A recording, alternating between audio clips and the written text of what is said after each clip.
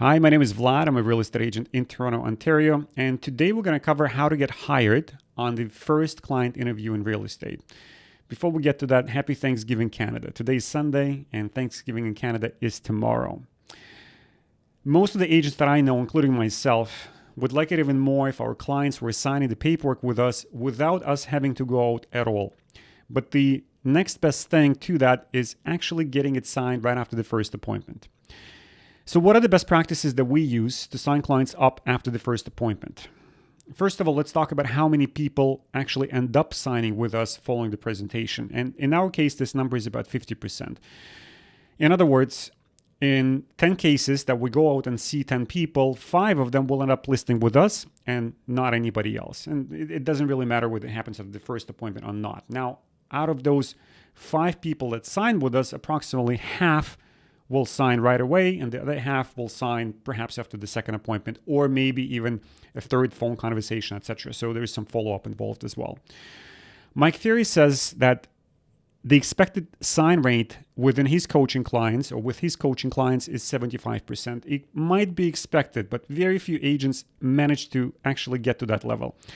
And there are a few factors accounting for that. Some are internal. It's the level of skill that the agent has, which includes the quality of pre-qualification, the quality of the listing presentation, the overall confidence that they display when they talk to their client face-to-face. But there are also things that are outside of their immediate control, like the agent competition in your service area, or the price points that you're after relative to the average price points within your area. Size of the city you're practicing in, or size of the suburban area where you live and practice as well. And of course, and very importantly, the number of referrals that are coming to your business, because those are the easiest clients to convert. As I said earlier, our specific conversion rate within our team is about 50%. And about half of those people that sign with us right after the first appointment. So how do we get the results that we get? The very first thing that we do is we build rapport by pre-qualifying our leads right at the first conversation. So when we finish the conversation with them, we've set the appointment, we actually ask them a question. So you guys can get the most out of our meeting tomorrow, say at 6 p.m. I need to ask you a few additional questions. Would now be a good time? And if the answer is yes, you pre-qualify them. If you put it off, there are a few things that can go wrong. You see, your appointment setting conversation is likely to be about 3 to 5 minutes in length, and your client doesn't feel connected with you over this period of time. If you spend 10 extra minutes talking to them on the phone and asking them questions, they would get a much better feel for your personality, and you would get a much better feel for theirs as well. And they will remember the conversation and you a lot better. So when you see them face to face, that conversation is going to be easier.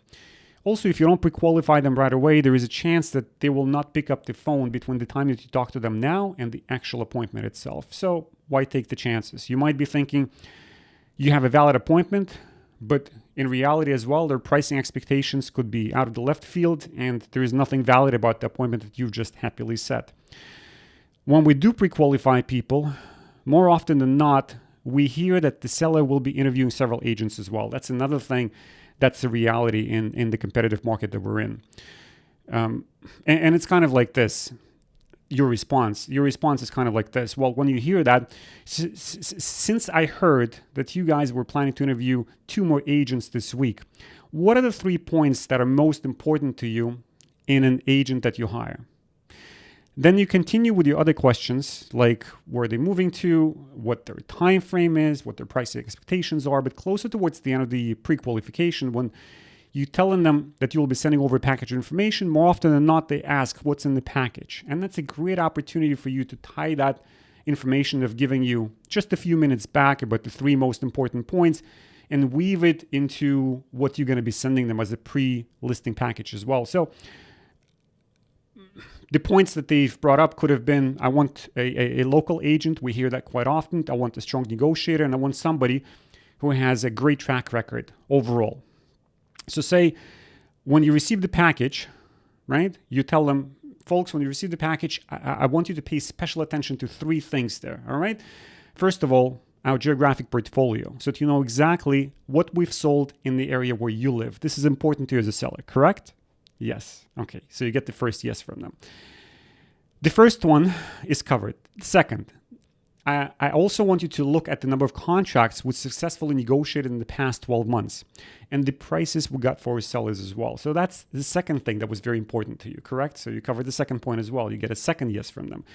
And thirdly and lastly, please be on the lookout for client reviews and testimonials, right? You want to have the confidence that the real estate team or the agent that you hire has delivered in the past.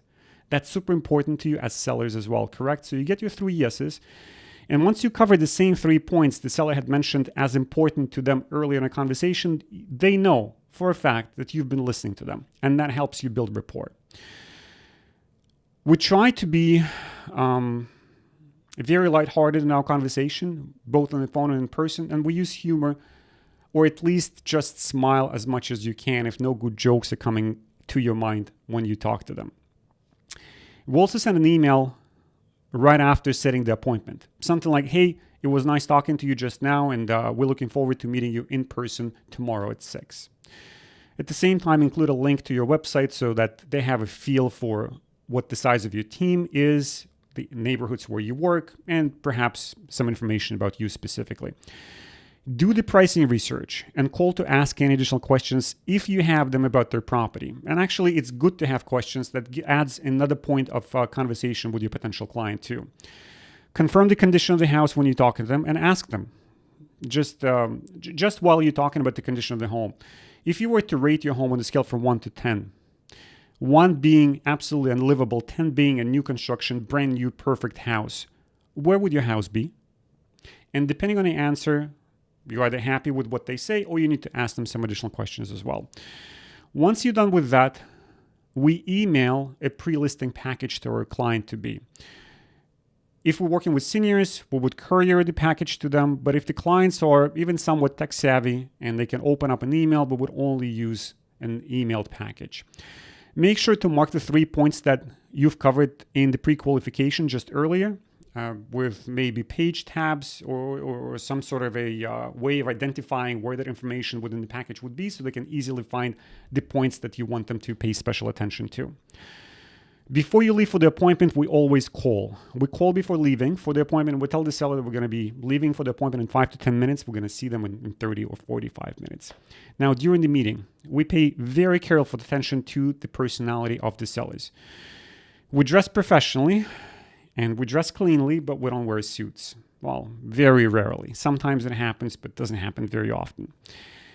In the meeting itself, we pretend to stay relaxed and confident, even if there is some lack of confidence or relaxation when you see a client, for whatever reason that may be, because your day could have been a disaster.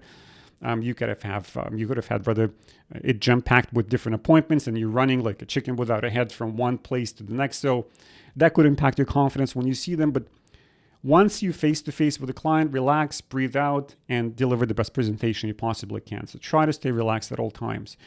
The seller is looking for leadership, and your calm demeanor when you see them sends a very strong message to their subconscious to hire you. As you go through the presentation, ask your sellers lots of trial close questions. Like, if we were to sell your property in the next 30 to 45 days, would that pose a problem for you? No? Okay, perfect. If we were to have our photographer out here tomorrow, would that work for you? Or with your time frame in mind, you would like us to help you put this property on the market as soon as possible, correct? So be assumptive with everything that you say and sprinkle those trial closes into your conversation as often as you can. I would say that by the time you get to the CMA portion of the presentation, ideally, you would have already asked them one of those questions 4 to 5 times, and you would have gotten an answer, you would have gotten a feel for where they stand. And finally, we always ask the big closing question. We work with objections and then ask that closing question again. Use your judgment and experience for when again, or asking that question again, would be one time too many. If you did a good job on the pre-qualification and the presentation itself, closing a client generally shouldn't be too hard. All right. So this is the outline of what we do to get our listings signed. And this is how we got to that mark of approximately 50%. In other words, 5 people out of 10 that we see end up signing and listing with us. I hope you liked this material. If you did, please hit the like button, consider subscribing, and please remember to comment in the comment section below, and I'll be happy to engage with you guys on that level as well. So again, hope you liked it, and I'm looking forward to seeing you next week.